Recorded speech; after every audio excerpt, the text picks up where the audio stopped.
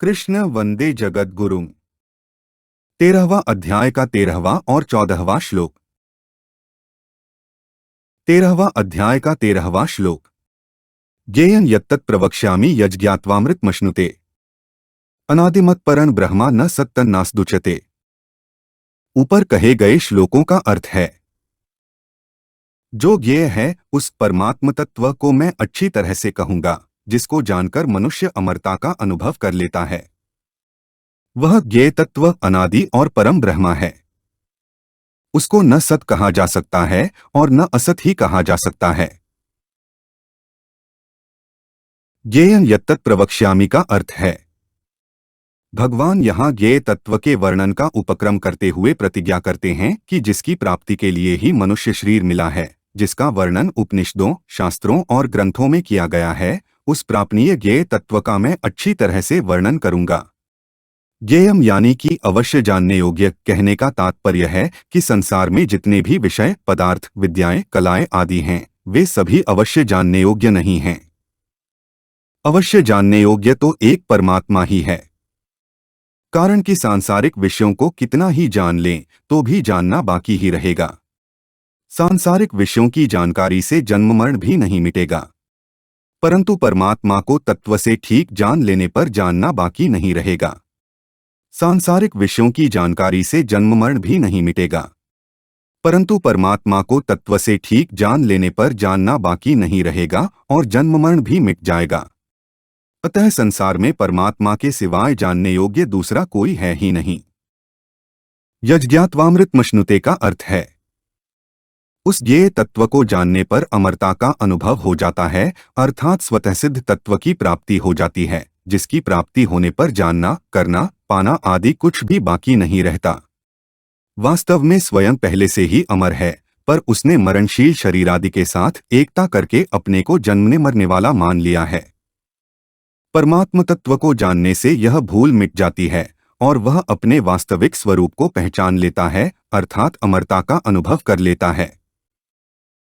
अनादिमत का अर्थ है, उससे यावन मात्र संसार उत्पन्न होता है, उसी में रहता है और अंत में उसी में लीन हो जाता है, परंतु वह आदि, मध्य और अंत में ज्यों का त्यों विद्यमान रहता है, अतः वह अनादि कहा जाता है। परम ब्रह्मा का अर्थ है, ब्रह्मा प्रकृति को भी कहते हैं, वेद को भी कहते हैं, पर परम ब्रह्मा तो एक परमात्मा ही है, जिससे बढ़कर दूसरा कोई व्यापक, निर्विकार, सदा रहने वाला तत्व नहीं है। वह परम ब्रह्मा कहा जाता है। न सत्तन्नास्दुच्यते का अर्थ है, उस तत्व को सत भी नहीं कह सकते और असत भी नहीं कह सकते, कारण कि असत की भावना यानी कि सत्ता के बिना उस परमात्म तत्व में सत शब्द का प्रयोग नहीं होता, इसलिए उसको सत नहीं कह सकते और उस परमात्म तत्व का कभी अभाव नहीं होता, इसलिए उसको असत भी नहीं कह सकते। तात्पर्य है कि उस परमात्म तत्व में सतसत शब्दों की अर्थात वाणी की प्रवृत्ति होती ही नहीं, ऐसा वह करण निरपेक्ष तत्व है। जैसे पृथ्वी पर रात और दिन ये दो होते हैं, इनमें भी दिन के अभाव को रात और रात के अभाव को दिन कह देते हैं, परंतु सूर्य में रात और दिन ये दो भेद नहीं होते, कारण कि रात तो सूर्य में है ही नहीं और रात का अत्यंत अभाव होने से सूर्य में दिन भी नहीं कह सकते, क्योंकि दिन शब्द का प्रयोग रात की अपेक्षा से किया जाता है। यदि रात की सत्ता न रहे तो न दिन कह सकते हैं न रात। ऐसे ही सत की अपेक्षा से असत शब्द का प्रयोग होता है और असत की अपेक्षा से सत शब्द का प्रयोग होता है। जहां परमात्मा को सत कहा जाता है, वहां असत की अपेक्षा से ही कहा जाता है, परंतु जहां असत का अत्यंत अभाव है, वहां परमात्मा को सत नहीं कह सकते और जो परमात्मा निरंतर सत है, उसको असत नहीं कह सकते। अतः परमात्मा में सत और असत इन दोनों शब्दों का प्रयोग नहीं होता। जैसे सूर्य दिन रात दोनों से विलक्षण केवल प्रकाश रूप है, ऐसे ही वह ज्ञेय तत्व सतसत दोनों से विलक्षण है। दूसरी बात, सतसत का निर्णय बुद्धि करती है और ऐसा कहना भी वही होता है जहां वह मन, वाणी और बुद्धि का विषय होता है, परंतु ज्ञेय तत्व मन, वाणी और बुद्धि से सर्वथा अतीत है, अतः उसकी सतसत संज्ञा नहीं हो सकती। 13वां अध्याय का 14वां श्लोक। सर्वतः पाणिपादं तत्सर्वतोक्षिशिरोमुखम् सर्वतः श्रुतिमल्लोके सर्वमावृत्य तिष्ठति। ऊपर कहे गए श्लोकों का अर्थ है, वे परमात्मा सब जगह हाथों और पैरों वाले, सब जगह नेत्रों, सिरों और मुखों वाले तथा सब जगह कानों वाले हैं। वे संसार में सबको व्याप्त करके स्थित हैं। सर्वतः पाणिपादं तत् का अर्थ है, जैसे स्याही में सब जगह सब तरह की लिपियां विद्यमान हैं, अतः लेखक स्याही से सब तरह की लिपियां लिख सकता है। सोने में सब जगह सब तरह के गहने विद्यमान हैं, अतः सुनार सोने में किसी भी जगह से जो गहना बनाना चाहे बना सकता है।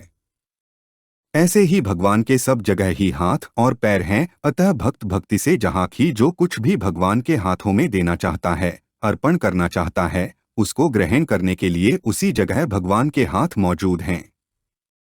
भक्त बाहर से अर्पण करना चाहे अथवा मन से, पूर्व में देना चाहे अथवा पश्चिम में, उत्तर में देना चाहे अथवा दक्षिण में, उसे ग्रहण करने के लिए वहीं भगवान के हाथ मौजूद हैं। ऐसे ही भक्त जल में, स्थल में, अग्नि में, जहाँ ही जिस किसी भी संकट में पड़ने पर भगवान को पुकारता है, उसकी रक्षा करने के लिए वहाँ ही भगवान के हाथ तैयार हैं, अर्थात भगवान वहाँ ही अपने हाथों से उसकी रक्षा करते हैं। भक्त जहाँ ही भगवान के चरणों में चंदन लगाना चाहता है, पुष्प चढ़ाना चाहता है, नमस्कार करना चाहता है, उसी जगह भगवान के चरण मौजूद हैं। हजारों लाखों भक्त एक ही समय में भगवान के चरणों की अलग अलग पूजा करना चाहें तो उनके भाव के अनुसार वहां ही भगवान के चरण मौजूद हैं। सर्वतोक्षिशिरोमुखम का अर्थ है, भक्त भगवान को जहां दीपक दिखाता है, आरती करता है, वहां ही भगवान के नेत्र हैं। भक्त जहां शरीर से अथवा मन से नृत्य करता है, वहां ही भगवान उसके नृत्य को देख लेते हैं। तात्पर्य है कि जो भगवान को सब जगह देखता है, भगवान भी उसकी दृष्टि से कभी ओझल नहीं होते। भक्त जहां भगवान के मस्तक पर चंदन लगाना चाहे, पुष्प चढ़ाने चाहे, वहां ही भगवान का मस्तक है। भक्त जहां भगवान को भोग लगाना चाहे, वहां ही भगवान का मुख है, अर्थात भक्त द्वारा भक्तिपूर्वक दिए हुए पदार्थ को भगवान वहां ही खा लेते हैं। सर्वतः श्रुतिमत का अर्थ है, भक्त जहाँ की जोर से बोलकर प्रार्थना करे, धीरे से बोलकर प्रार्थना करे अथवा मन से प्रार्थना करे, वहां ही भगवान अपने कानों से सुन लेते हैं।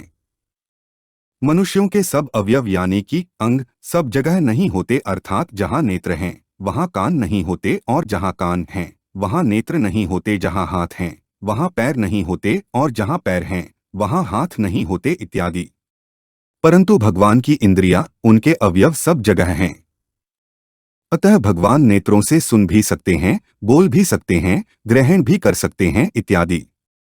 तात्पर्य है कि वे सभी अवयवों से सभी क्रियाएं कर सकते हैं, क्योंकि उनके सभी अवयवों में सभी अवयव मौजूद हैं। उनके छोटे से छोटे अंश में भी सबकी सब इंद्रियां हैं। भगवान के सब जगह हाथ, पैर, नेत्र, सिर, मुख और कान कहने का तात्पर्य है कि भगवान किसी भी प्राणी से दूर नहीं हैं। कारण कि भगवान संपूर्ण देश, काल, वस्तु, व्यक्ति, घटना, परिस्थिति आदि में परिपूर्ण रूप से विद्यमान हैं।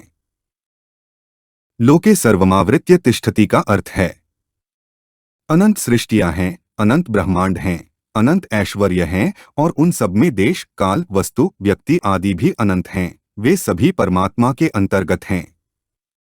परमात्मा उन सबको व्याप्त करके स्थित हैं। 10वें अध्याय के 42वें श्लोक में भी भगवान ने कहा है कि मैं सारे संसार को एक अंश से व्याप्त करके स्थित हूं। हमारे चैनल को सब्सक्राइब करें। अगर यह वीडियो आपको अच्छी लगी तो वीडियो को लाइक करें, वीडियो को अपने दोस्तों के साथ शेयर करें, अपने सुझाव हमें कमेंट करके बताएं। जय श्री कृष्णा।